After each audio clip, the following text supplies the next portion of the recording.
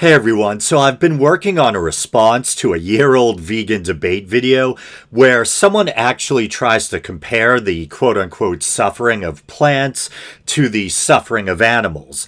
They go into how plants supposedly cry, etc. I should put cry in quotes too.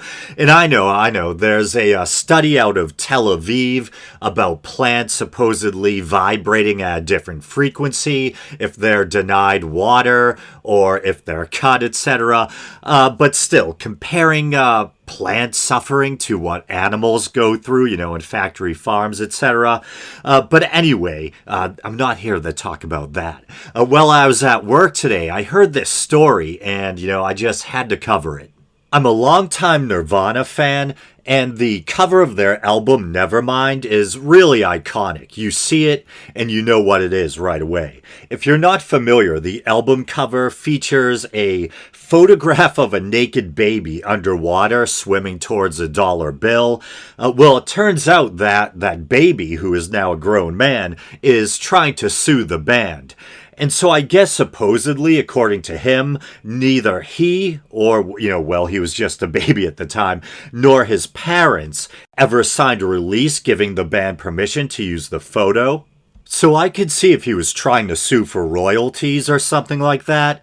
His image is prominently displayed on the cover of a legendary rock album that sold millions and millions of copies. Monetary compensation, if he hasn't been paid a fair amount already, sounds right to me. But here's the weird thing. He's coming at it from a different angle. He claims he's suing because the image of him used on the cover, in his opinion, or so he says. Who knows if he actually believes it or if it's just an attempt at a money grab. But he says the image is sexually exploitive and that it's basically tantamount to, how do I say this without getting flagged by the YouTube algorithm or making my own skin crawl? He claims it's child followed by a word that rhymes with corn but starts with a P. I can porn on the cob. I can remember when Nevermind first came out. I think everyone thought it was a little weird and, kind of joked, oh yeah, the album with the naked baby on the cover. But I don't think anyone I knew, including myself, found it inappropriate or even remotely sexual. As someone who's studied art and who's long been interested in art throughout the ages, etc., and I don't think you necessarily need to have studied art to realize this, but human nudity doesn't automatically equal pornography, especially in the case of an infant. But I'll read a bit from this CNBC article. Okay, yeah, so the story's dated today, August 25th, and it looks like it's by Nadine El Bawab, I think it is. Baby on cover of Nevermind sues Nirvana alleging child, how should I put this, pornography. Then it has some bullet points. Still trying to dodge the algorithm there. Spencer Eldon, who was photographed nude as an infant and appears on the cover of Nirvana's Nevermind album, is suing the band over the image. In the filing, Eldon's lawyer claims the image constitutes child pornography. It makes even if I didn't care about the algorithm, I still just don't like saying that. It makes my skin crawl. Violating federal laws. Eldon is seeking $150,000 in damages from each of the 15 defendants named in the suit. And so the story kind of repeats itself here, or just kind of, elaborates or expands on the bullet points. Spencer Eldon, the man who appears on Nirvana's Nevermind album as a nude baby, is suing the band, alleging the photo is child pornography. The suit, filed Monday in the U.S. District Court for the Central District of California, accuses Nirvana of violating federal child pornography laws in using the image and is asking the court for a trial by jury.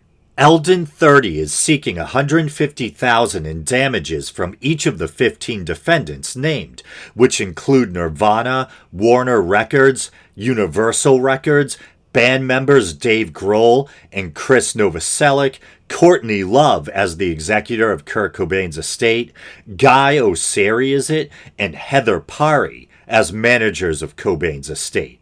Eldon's lawyer said that there were at least 40 or 50 photos taken at the time, but the image chosen depicted Eldon, and so this is the part that I just find absolutely absurd. So depicted Eldon, in quotes, like a sex worker, grabbing for a dollar bill that is positioned, dangling from a fishhook in front of his nude body. And before I make a fool out of myself by possibly overanalyzing this, image or reading too much into it, what I always got from that image was almost like a critique of capitalism or modern society's obsession with earning money or whatever. Here's this newborn baby and, first thing, out of the womb or whatever, it's chasing money. That's kind of the feel I got from it. But I know as a creative person myself, sometimes people might read more into an image or a work of art or read something into it that the artists themselves, didn't necessarily intend. They might not even have gone that deep. But it seems like pretty obvious symbolism to me.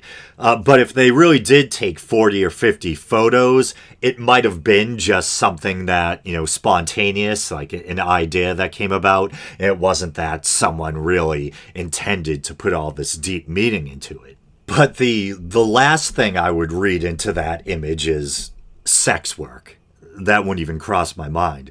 But continues, the filing claims Eldon and his parents did not sign a release allowing the images to be used. Eldon's lawyer claimed he has suffered and will continue to suffer lifelong damages because of the album cover. I mean, you never know how something is going to affect someone psychologically or the toll that, notoriety is going to have on them. I would kind of love it. I'd be like, yeah, man, I'm the Nirvana baby. It's like an instant icebreaker or whatever. So Eldon recreated the photo more than once, the most recent being for the album's 25th anniversary. At the time, he said he wanted to pose nude, but the photographer, in quotes, thought it would be weird. Eldon had expressed mixed feelings about the album cover, but never called it child pornography before. According to the lawsuit, Nirvana sold more than 30 million copies of Nevermind. Universal Media Group and Warner Music Group, the parent company of Warner Records, did not immediately respond to a request for comment. So definitely a strange little story. As a Nirvana fan, I was kind of caught off guard when all of a sudden I heard this story on the radio at work. So I figured I'd cover it. I don't know. What do you guys think?